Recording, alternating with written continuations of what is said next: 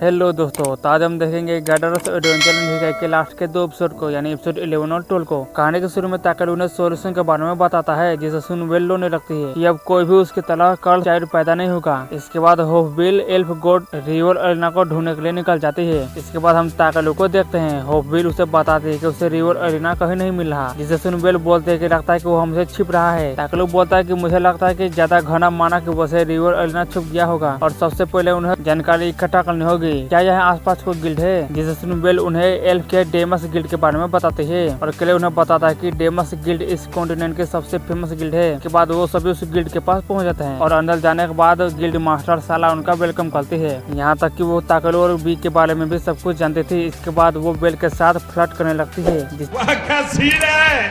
देखकर तो ताकल धीरे से खिसक कर किले के पास पहुंच जाता है, जो गिल्ड के कोस्ट को देख रहा था। ताकलू एक सी रैंक के मशरूम को देखता है। साला बताते हैं कि ये मशरूम खाने में काफी अच्छा होता है और कियोटो हॉल में मिलता है, लेकिन कुछ टाइम से वहाँ माना पार्टिकल्स बहुत घना हो गया है, इसीलिए गिल्ड को परेशानी हो रही है। और ताकलू फिर भी उस काम को ले लेता है, जिसे बेल भी उसकी मदद करने के लिए मान जाती है, क्योंकि वो उस जगह को अच्छे से जानती थी। ताकलू भी बेल की बात मान जाता है और जाने से पहले वो कुछ पोषण को बनाता है ताकि किसी मुसीबत में ये उनके काम आएगा। और अगले दिन साला ताकलू को ढेर सारा मशरूम लाने को बोलती है और बोलते है कि तुम सभी वहाँ कैसे जाओगे। सोला बोलते है कि तुम सभी वहाँ कैसे जाओगे, क्योंकि वहाँ जाने में 3 दिन लगेंगे। ताकलू मुस्कुराता है और थोड़ी देर बाद वो सभी होपविल पर बढ़कर निकल जाते हैं और बेल उन्हें रास्ता बताती है। होपविल बोलते है कि माना गाढ़ा हो रहा है और ताकलू बोलता है कि तुम सभी चिंता मत करो और उन्हें उस पोषण को दे देता है। उसके बाद वो सभी नीचे आ जाते हैं और वहाँ के नजारे को देखकर सभी शौक हो जाते हैं, क्योंकि वहाँ कई सारे मोस्टर की लाशें पड़ी थी। बेल आगे बढ़ती है और तभी उसे घुटन होने लगती है। यहाँ तक कि जब किले उसके पास जाता है तो उसे भी घुटन होने लगती है, जिसे देखकर ताकलो जल्दी से वहाँ पर क्लीनिंग स्पेल का इस्तेमाल करता है, जिससे किले और बेल फिर से ठीक हो जाते हैं। होपविल ताकलो को बताते हैं कि वो जहरीला माना फिर से बढ़ रहा है, जिससे ताकलो किले और बेल को उस पोषण को यूज करने को बोलता है। वो दोनों उसे इस्तेमाल करते हैं, जिससे अब उनके आसपास कोई भी जहरीला माना उन्हें नुकसान नहीं पहुँचाएगा। वहीं ताकलो सोचता है कहीं गुफा के अंदर जाने के बाद बी और होपविल को कुछ हो न जाए, क्योंकि गुफा के अंदर से भी काफी ज्यादा जहरीला माना बाहर निकला है। मैं अभी तुम्हारे लिए एक एक पोषण को बना देता हूँ। तभी होपविल खुद को छोटा बना लेती है और किले के कंधे पर जाकर बढ़ जाती है। मैं किले के प्रोटेक्शन के पास रहूंगी। इसके बाद वो सभी गुफा के अंदर चले जाते हैं। बेल वहाँ उजाला करती है और सभी को आसपास रहने को बोलती है, लेकिन तभी वहाँ कुछ मॉन्स्टर आ जाते हैं, जिन्होंने इस जहरीले महल में खुद को ढा लिया था। तभी एक मॉन्स्टर ताकलो पर हमला करता है, लेकिन ताकलो उसे एक ही मुक्के में दूर फेंक देता है। एक मॉन्स्टर किले पर भी हमला करता है, जिसे किले आसानी से खत्म कर देता है, लेकिन तभी वहाँ कई सारे मॉन्स्टर आ जाते हैं, जिन्हें देखकर सभी लोग वहाँ से भागने लगते हैं। और थोड़ी दूर जाने के बाद ताकलो एक बैरियर को बनाता है और उस बैरियर को फटाता है, जिसके अंदर आते हैं वो सभी मॉन्स्टर खत्म होने लगते हैं। यहाँ तक कि वो इतना पावरफुल होता है कि गुफा में एक होल हो जाता है और इसके बाद वो सभी वहाँ पर खाना खाने लगते हैं और सभी काफी खुश थे। ताकलू बेल से पूछता है कि आखिर ये गुफा कितनी बड़ी है। हम सभी अभी आधे रास्ते पर ही पहुँचे हैं और गुफा के गहराई में एक अल्टर छुपा है। बेल सोचता है कहीं वो रिवर अरीना से तो नहीं जुड़ा है, लेकिन बेल बोलते है कि वो अल्टर एल्फ के बनाई हुई किसी भी चीज से अलग है। ये सुन ताकलू सोचता है कि शायद ये अल्टर गॉड की पूजा के लिए बनाई होगी या किसी मोस्टर को सील करने के लिए। खाना खाने के बाद वो सभी आगे बढ़ने लगते हैं, लेकिन किले को कुछ बुरा होने का एहसास होता है और सभी को सतर्क रहने को बोलता है। इसके बाद वो सभी उस अल्टर वाली जगह पर पहुंच जाते हैं, जहां पर वो कैट ईयल मशरूम भी होता है, जिन्हें देखकर ताकलो काफी खुश हो जाता है कि घर जाकर वो उन्हें पकाएगा। लेकिन अचानक से उन्हें कुछ भारी दबाव महसूस होता है। होपविल बोलते हैं कि उनके आसपास कई सारे मैजिकल एलिमेंट बढ़ रहे हैं और सभी लोग ऊपर देखते हैं, जहाँ काफी बड़ा स्लग मॉन्स्टर था। वो स्लग मॉन्स्टर नीचे आता है और ताकलो उसे स्कैन करता है। ये तो एक डार्क स्लग है, वो भी इस रैंक का। किले बताता है कि ऐसे स्लग मॉन्स्टर तो पूरे के पूरे किंगडम को ही तबाह कर सकते हैं और बेल डरकर सभी को भागने को बोलती है, लेकिन ताकलो उसे मना कर देता है कि वो सभी नहीं भागेंगे और उन्हें अभी रिवर अरीना को भी तो ढूंढना है और इस स्लग की कमजोरी आग है और यही तो बी की स्पेशलिटी है। यहाँ तक कि किले भी ट्रांसफॉर्म हो जाता है लड़ने के लिए। वो स्लग मॉन्स्टर अपने पोजन से सभी पर अटैक करता है, लेकिन ताकलो अपने स्पेल से सभी को बचा लेता है और भी उस मॉन्स्टर पर एक फायर अटैक करता है, लेकिन उसे कुछ नहीं होता और अपने टेंटिकल से किले को पकड़ लेता है, लेकिन किले आसानी से आजाद हो जाता है। तुझे क्या लगता है तू मुझे मार सकता है? और किले उसके सभी टेंटिकल को काट देता है, लेकिन वो मॉन्स्टर उन्हें वापस से उगा लेता है और बी को नॉकआउट कर देता है।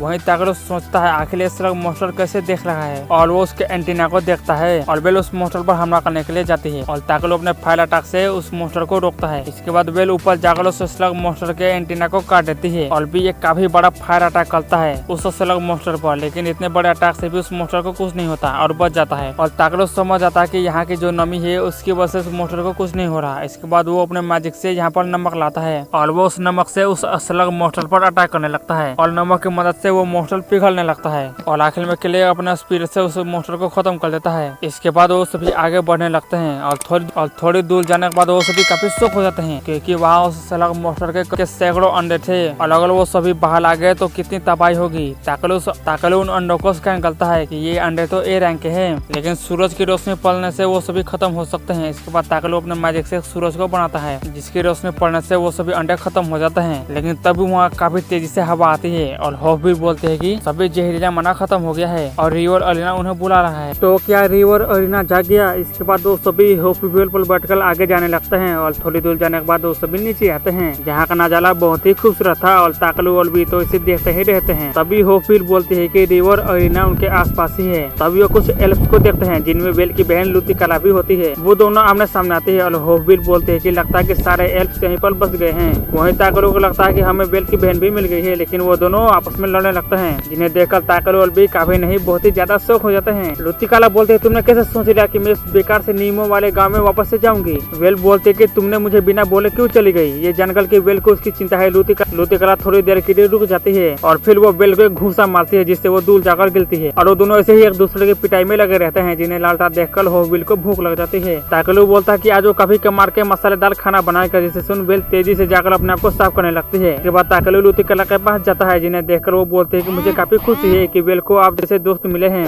और ताकलू अपना मैजिक से उसकी कपड़ों को ठीक कर देता है जो लड़ाई के दौरान फट गए थे। वो बोलते कि ताकलू और सभी को बेल को संभालने में काफी मुश्किल रही होगी, खासकर उसके हाई एल्फ ब्लड लाइन और कर्स उनके लिए काफी मुसीबत रही होगी। ताकलू बोलता है कि उन सभी को कोई फर्क नहीं पड़ता क्योंकि बेल उनकी दोस्त है। इसके बाद रात के टाइम वो सभी लोग खाना खाते हैं और पार्टी करते हैं। इसके बाद ताकलू बाहर जाकर बैठ जाता है जिसके बाद लुतिकाला आती है और वो दोनों बेल के बारे में बातें करते हैं और वो ताकलू को अपने छोटे से बच्चे से मिलवाती है और वो अपने बच्चे के वजह से ही विलेज नहीं जा रही है और वो बताते हैं कि कुछ साल पहले उसे बेल से प्यार हो गया था क्योंकि जब वो प्रीस्टेस रूम में बंद थी तब बेल आकर उसे हंसाती थी और बाहर की दुनिया के बारे में उसे बताती थी और ऐसे ही उसे बेल से प्यार हो गया और वो उससे शादी करना चाहते थे, पर फिर उसे कर्ल्स और बेल के डुअल जेंडर के बारे में पता चला, इसलिए उसका सपना पूरा नहीं हो सकता था। और ताकलू उसकी तारीफ करता है कि वो अपनी मर्जी से अपनी लाइफ को जी रही है, जिसे सुन वो रोने लगती है। तभी उसका पति उसे बुलाता है और वो चली जाती है।